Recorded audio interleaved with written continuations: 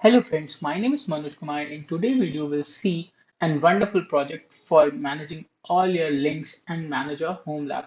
So the project name is Fling.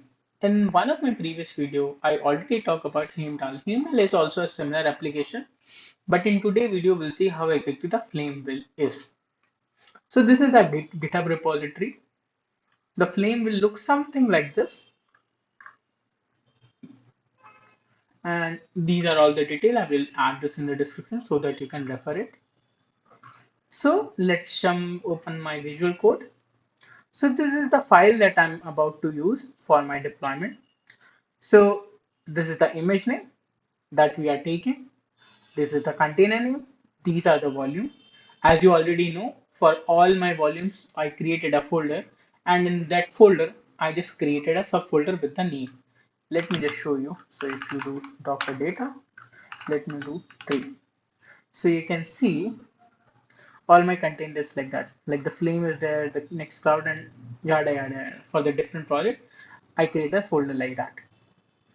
This is the port that I will use. This is the password. This is his super simple password. I suggest you, whenever you are deploying it, just change it after your requirement. This is the time zone. This is the restart policy, and these are the lab network. Let's see. So first of all, we need to check the lab network. For that, we run the command docker network ls. So as you can see here, we have our lab network already set up. We'll go to the previous directory and we'll run the command docker hyphen compose up hyphen d. But I need to mention the file name, that is flame.yaml up hyphen d. Let's see. It is pulling the data from the repository and it will take some time to deploy it. If it is already there in my local system, then probably it will take time, but it's just a fresh installation, so that's the reason it is taking time. So as you can see here, it is running. How to verify that? We'll run a command docker ps-a, then we'll try left-i flame. So you can see we have a container with the name flame and it's running. How to access the GUI? We can go to the Orbstack. As you already know, for all my Docker container for this series, I'm using Orbstack. So you just need to click on the flame, click on. So once your flame install it, the flame installation will look something like that. So let's just further look into it. So you can click on slash settings. So these are the settings that you have. So you can set anything that you want based upon your preference. So yeah, let's just go with this one. These are the basic settings that you can check. You can set your search provider.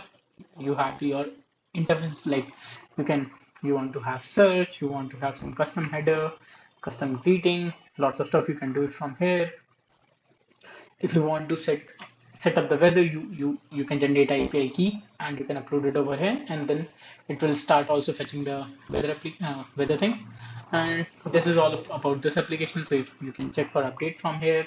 If you want to log out from there, you can also do that. Let's go to the main page, and now let's just add few application. So we click on application. Now we already have an app running, Nginx. We'll click over here.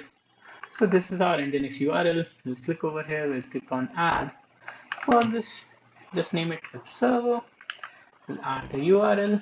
Just name it Nginx. Now the app icon. We'll go to this. We'll pick for the reference. We'll click on web. So let's select this one. The name is web, as you can see over here. We copy that name. We paste it over here. Add application. As you can see here, the Nginx application is there. You just need to do this, and if you click over here, you can redirect to this. So this is how you can set up Flame for your home lab. This is not only you can set it in a home lab if you have a production system. To create a wonderful UI or wonderful dashboard, you can definitely use Flame. If you want to use something else, I also created a video about the Heimdall. You can definitely look into that also. So that's all for this video. If you have any suggestion, if you are trying to deploy it but you are getting some error or something, please let me know. I will be more than happy to assist you with that. And I will make sure I will add all the important detail in the description so that you can follow later on. So that's all for this video. I hope you like it, and we'll catch up on the next one. Till the time, peace.